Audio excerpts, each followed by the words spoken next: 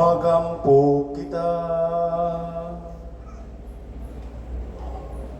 O Dios, nga gihimo mo nga madanagan kining gabii nga labing balaan sa pagkatao ni Kristo, ang tinuod nga kahayag, itugot ka namo nga maghimulos kami sa iyang kalipay, diya sa langit kami nga nakakita siyang kahayag dinhi sa yuta. Kini among gipangayo, pinaagi sa among Ginoong Jesucristo, imong anak, nga buyog haribang kanimong sa Espiritu Santo, Dios, hangtod sa kahangturan. Amen.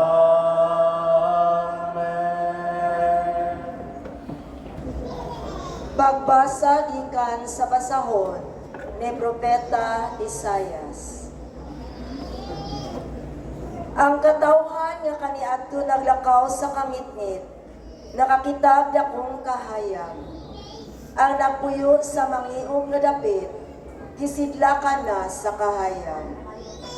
Gipadaghan mo ang mulupyo sa nasod, Ginoo. Nagmaya sila diha sa imong atubangan. Sama sa pagmaya sa mga tao, inig kating ani. Ug ingon nga maglipay ang mga tao, inig bahin-bahin nila sa ilang inilong. Kay gigupok mo sama sa nahitabo sa Midian, ang yugo nga iyang gisangon, ug ang karga nga iyang gipasan, ug ang garuti sa nagdaog-daog kaniya. Kay natawo alang kanato ang usa ka bata, dihatag kanato ang usa ka anak lalaki, ug siya ang magmando sa tanan, ug nganlan siya maalamong magtatambag. Dios nga gamhanan, walay katapusang amahan, prinsipe sa pakigdait. Walay katapusan ang pag-uswag sa iyang pagmando, ug mulungtad usab ang kalinaw diha sa trono ni David, ug sa gingharian ni ini. Ug lig-unon niya kini ug palungtaron uban sa hustisya ug sa katarong, sukad karon hangtod sa kahangturan. Himuon gayud kini sa Ginoo nga labing gamhanan. Ang pulong sa Ginoo. Salamat sa Diyos. Karong adlaw natawhan kita ug manulumos. Si Kristo ang Ginoo.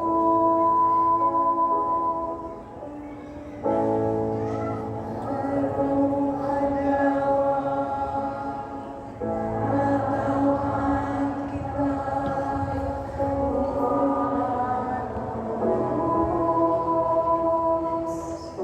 si Kristo ang Ginoo. Awiti ang Ginoo ug sa kabagong awit. Awiti ang Ginoo kamong tanang mga yuta.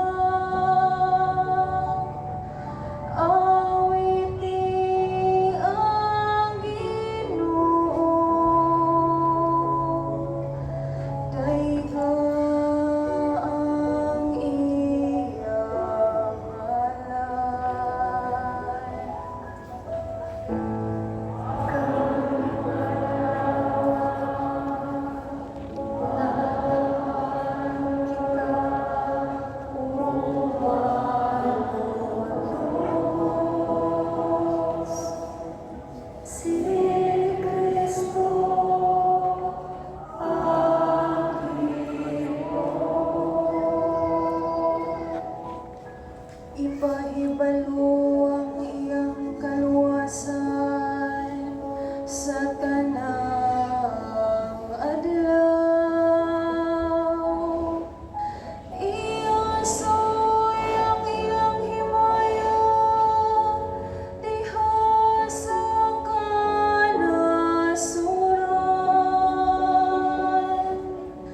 diha sa tanang katawhan,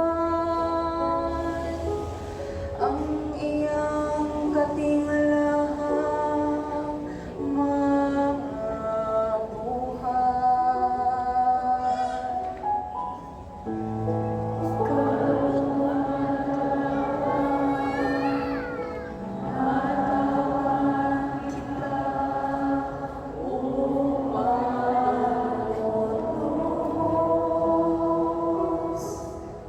Si Kristo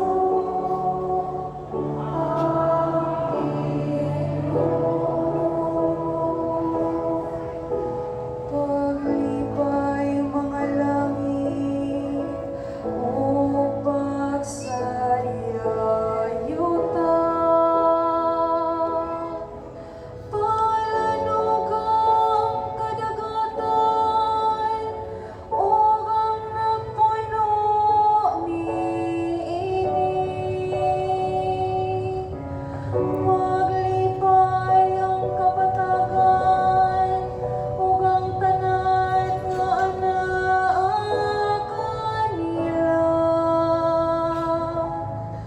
Umiya manlukso sa kalipay ang tanang kahoy sa kalasangan.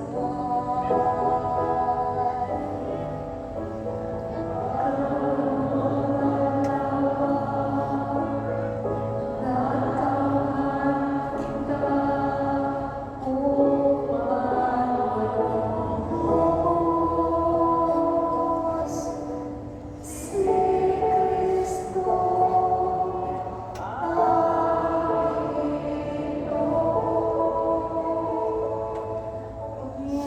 manlukso sila sa kalipay at tubangan sa Ginoo kay miabot siya. Kay miabot siya aron maghari sa kalibutan. Handungan niya ang kalibutan sa iyang katarong ug ang katawhan sa iyang kamakanunayon.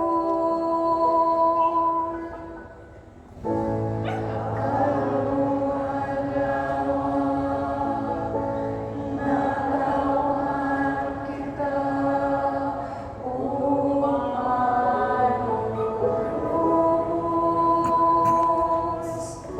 Si Kristo ang Ginoo.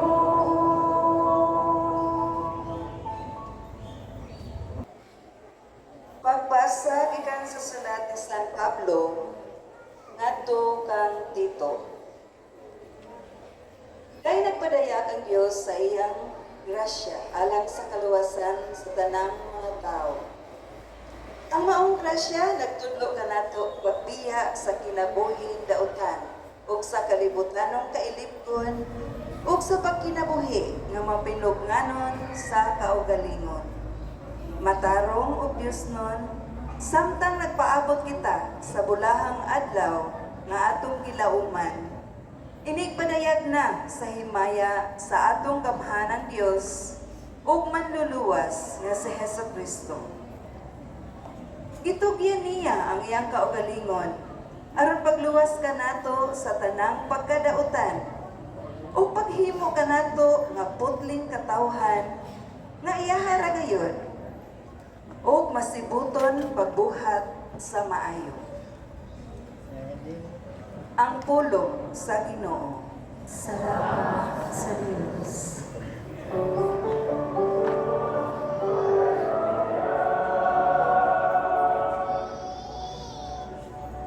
Ang Ginoo manaa kaninyo.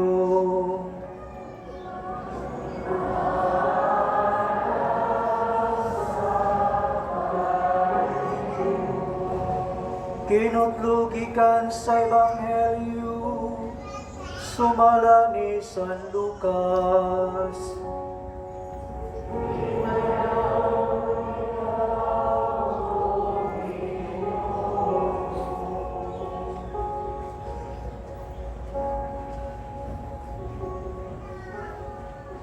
Niadtong panahon na di pa kanaog si Emperador Augusto ug sugong ang tanang mulupyo sa gingharian magpalista alang sa sinso. Sa paghimo niningo ng sinso si Cireneo, mo'y gobernador sa Syria. Busang tanan, niadto silang tagsa-tagsa kalungsod, aron pagpalista. Gikan sa lungsod sa Nazaret sa Galilea, niadto si Jose sa Judea ngadto sa Bethlehem, ang lungsod nga natawhan ni Hari David. Niadto si Jose dito kay kaliwat man siya ni David. Ang tuyo niya mao ang pagpalista uban kang Maria ngayang sinayuran. Nga mabdos niadtong higayuna ug samtang dito sila sa Bethlehem, niabot ang panahon nga manganak na siya. Nanganak siya siyang panganay nga lalaki, ug giputos niyang bata sa panapton, ug ipahilo na sa pasungan kay wala na mahilo na sa balay nga abutanan. Niadtong dapita, may mga magbalantay sa kanero nga nagtukaw sa kagabion aron pagatiman sa ilang mga hayop dito sa kaumahan. Mitunga kanyang usa ka anghel sa Ginoo ug nadanagan sila sa himaya sa Ginoo nalisang sila pag-ayo. Apan ang anghel migon kanila, ayaw kamo kadlo kay niya ako nagdalag mayong balita alang kaninyo nga makalipay pag-ayo sa tanang katawhan. Kay karong gabiuna nataw sa lungsod ni David ang inyong manluluwas, ang Kristo nga Ginoo. Mao kini ang inyong ilanan nga makaplagan ninyo ang usa ka bata nga giputos og panapton ug nagigda sa pasungan. Ug sa kalit mitungaw sa buban sa anghel, ang usa ka dakong panon sa mga anghel sa langit nga nag-awit ug mga pagdaig sa Dios. Dalaygo ng Dios sa kahitasan ug sa yuta, panagayt sa mga tao nga iyang kita imutan. Ang Ebanghelyo sa Ginoo.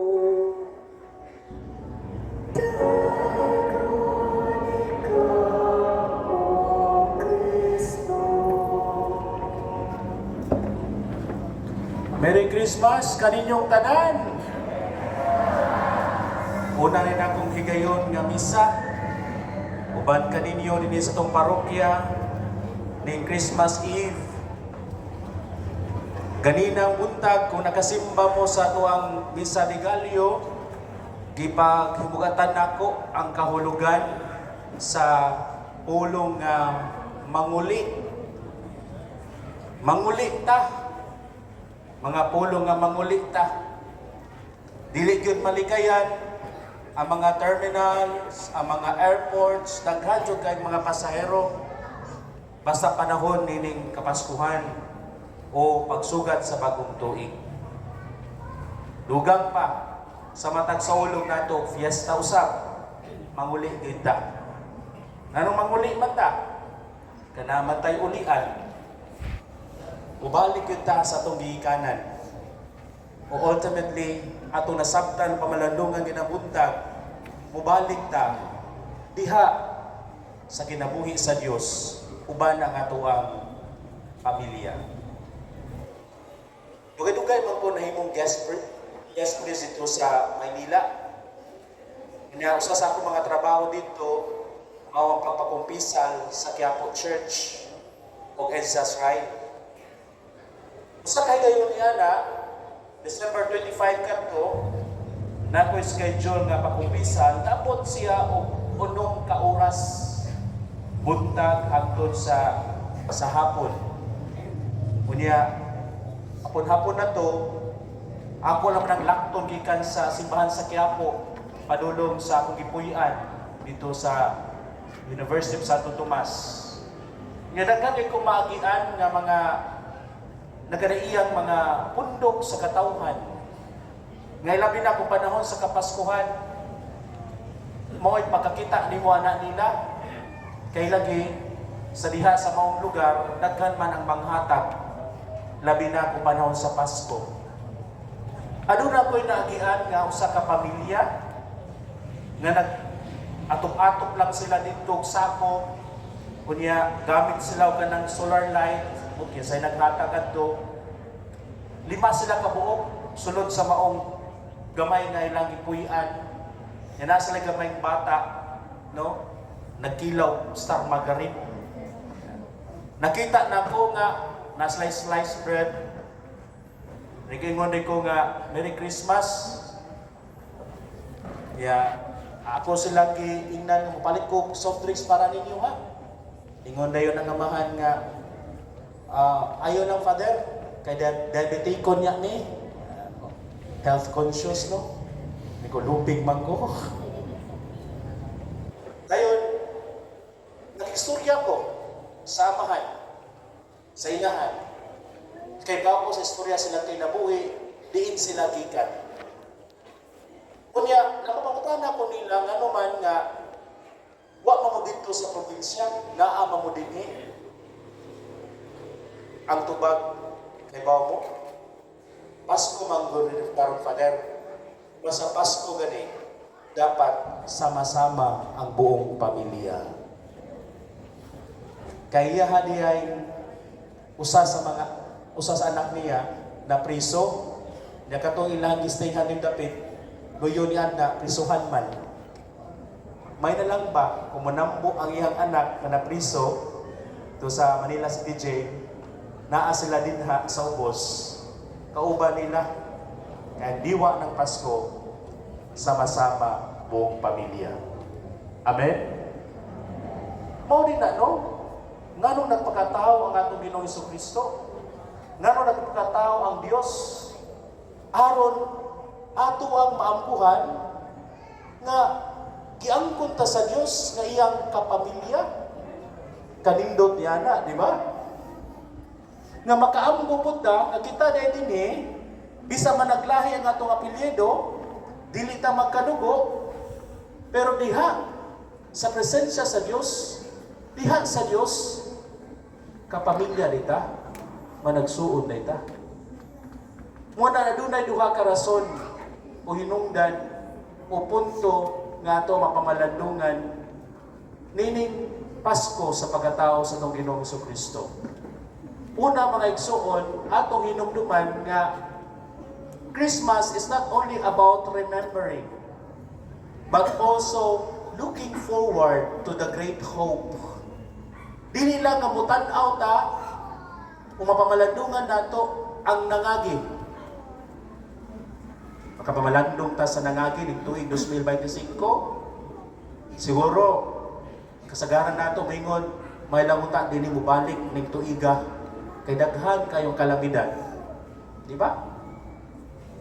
Pero kinahanglan mo rin ta ngamutan-aw ta unsa ang sa umaabot. Una nga kung ato ang pamalandungan nga ang pagkatao sa itong Ginoong Jesucristo, kanunay nato nagiulagway sa una kasi ipakita ka nato nga siya nasa pasungan. Bisan pa mga teologo moingon nga mag-celebrate ang birthday ni Jesus ato kayo nauna-una, midako na nga itong Ginoong Jesucristo.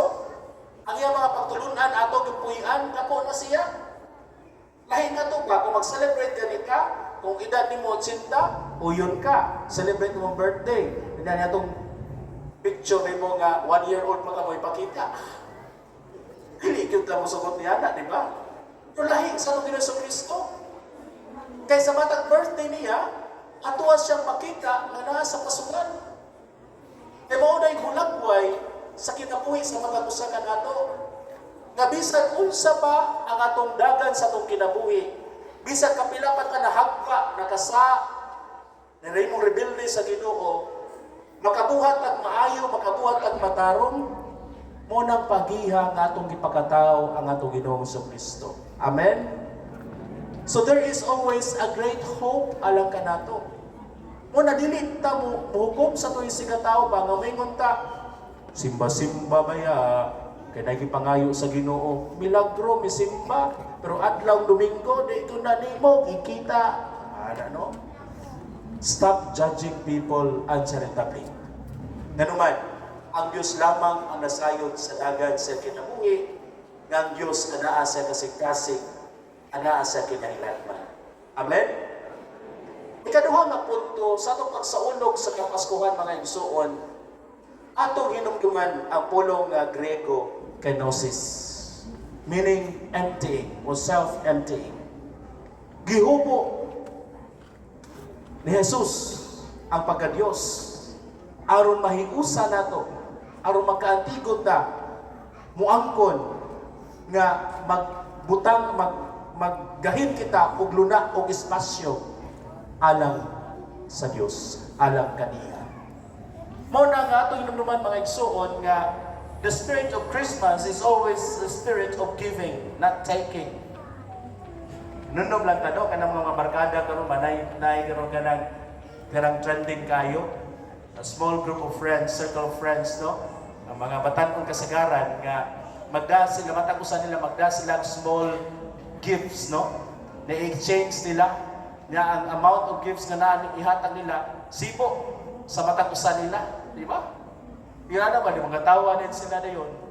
But the reflection is, no matter how small your gift is, it is always about the quality of your relationship that you have with each other.